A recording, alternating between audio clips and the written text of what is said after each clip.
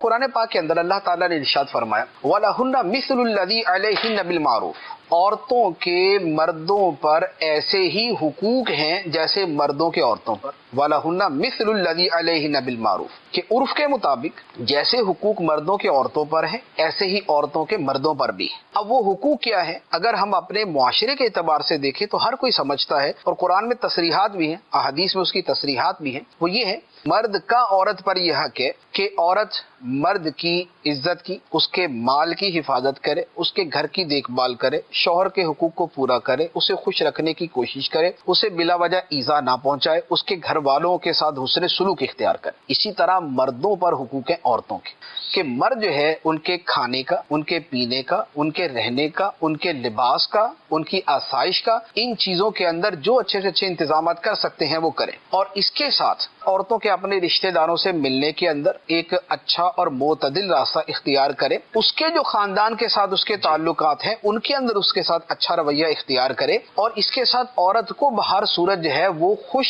اور راضی رکھنے کی کوشش کرے. یہ وہ حقوق ہیں جو فرمایا گیا کہ جیسے مردوں کے عورتوں پر حقوق ہے ایسی عورتوں کے مردوں پر حقوق ہے. اور اگر غلطی ہو جائے تو اس کے بارے میں فرمایا کہ غلطی کے اوپر تمہیں تعدیب کرنے کی اجازت، تم انہیں تنبیہ کر سکتے ہو اور ان کے اوپر سختی کر سکتے ہو، لیکن جب وہ اپنی غلطی سے باز آ جائیں تو غلطی سے باز آنے کے بعد یہ نہیں ہے کہ نہیں میں نے تو اس کو سیدھا کر کے ہی چھوڑنا ہے، وہ بھلے سیدھی ہو بھی جائے تب بھی میں نے سیدھا کر کے چھوڑنا ہے. میں اب بار بار دہراتے رہے، یعنی اس کو ہمیشہ دہراتے رہنا. جیسے ہمارے یہاں ہوتا ہے ایک غلطی ہو جائے پوری زندگی اس کی گزر جاتی ہے، لیکن اس غلطی کا تکرار، دہرائی، تان و تشنیع یہ سب چلتے رہتے. اللہ تبارک و تعالیٰ نے فرمایا فَإِنْ أَطَعْنَكُمْ فَلَا تَبْغُوا عَلَيْهِنَّ سَبِيلًا، اگر وہ تمہاری اطاعت کرتی، عورتیں اگر تمہاری فرما بردار بنتی ہیں تو پھر ان پر زیادتی کا راستہ تلاش نہ کرو. جیسے ہوتا ہے نا بہانہ تلاش کرنا ہوتا ہے کہ میں کیسے لڑائی کروں، تو فرمایا کہ جب وہ تمہاری فرما بردار ہے فَلَا تَبْغُوا عَلَيْهِنَّ سَبِيلًا، تو پھر ان پر راستہ تلاش نہ کرو.